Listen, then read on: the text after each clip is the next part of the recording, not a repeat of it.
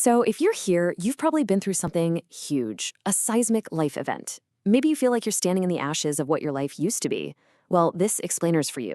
And it's not just about getting through it. This is a guide to actually rebuilding from the ground up into something stronger, something more you than ever before. Let's get into it.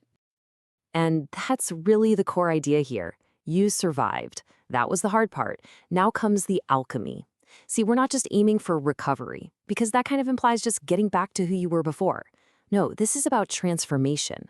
It's about taking the raw material of your loss and intentionally forging it into something entirely new. And this is the central promise of that journey. Right now, you might feel like you're nothing but the ash left over from a massive fire. But here's the thing about ash. It's incredibly fertile ground.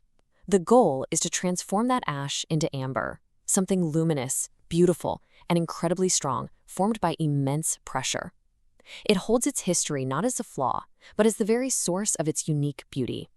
So where do we even begin? Well, the very first stage is about just standing in the ash. Before we can build anything new, we have to fully, honestly acknowledge the rupture. This means we have to validate all the pain and loss without trying to rush past it or numb it out, because you just cannot heal what you refuse to truly see. And that leads to this critical question: what are you actually grieving? Because post-divorce grief is so much more complicated than just sadness over losing a person. It's this whole multifaceted experience. You're grieving a version of yourself, a timeline you truly believed in, and this certainty you once had about how your life was going to unfold. And this really complex grief, it pretty much breaks down into three distinct dimensions. And it's so important to name them so we can actually understand what's going on inside. First, there's the grief for the future you planned. All the anniversaries, the trips, growing old together, that whole future just vanished.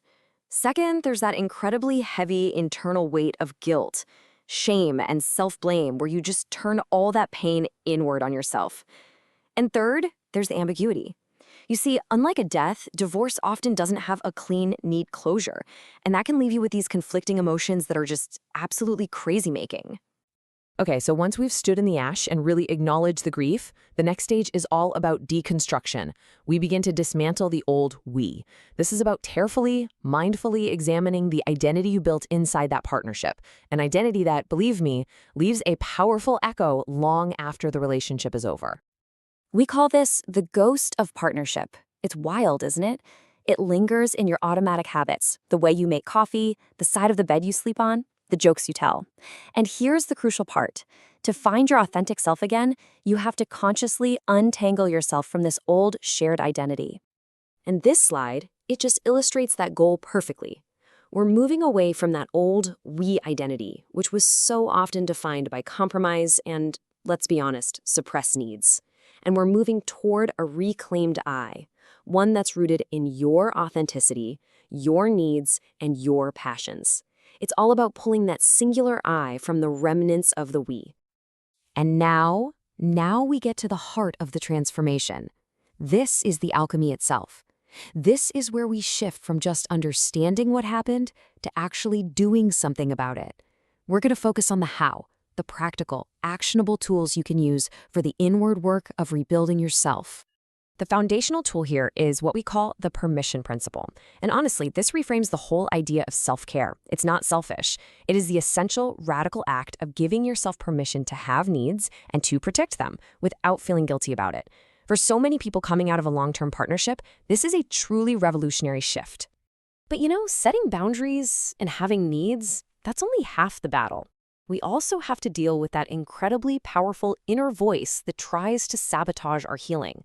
We call it the deficit narrative. It's that inner critic constantly whispering that you failed, that you're not good enough, that it was all your fault. So how do we fight that voice? We use the Forge the Truth technique. It's a super practical 4-step tool. First, you capture that negative thought. Literally write it down. Then, you name the distortion. Are you catastrophizing, personalizing? Third, you examine the actual evidence for and against that thought. And then, and this is the key, you generate a new, more balanced, more truthful statement to replace it. This is how you actively start to rewire your own inner narrative. So, once you've been doing that deep internal work, the focus starts to shift to this final, amazing stage. This is all about embodying that resilient, whole, and luminous amber self out in the world. This is where we move from just rebuilding to actually thriving. But after all this work, a really crucial question always comes up. How do you know? How do you know when you're genuinely ready to move forward? How can you be sure you're not going to just fall back into the same old patterns, especially when you think about new relationships? Well, the good news is you don't have to guess. You need tangible tools. The Amber Readiness Checklist is a self-assessment framework designed to give you that clarity and that confidence.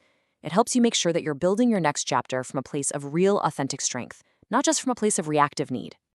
And this brings us to what might be the most important reframe of this entire journey. I really want you to internalize this.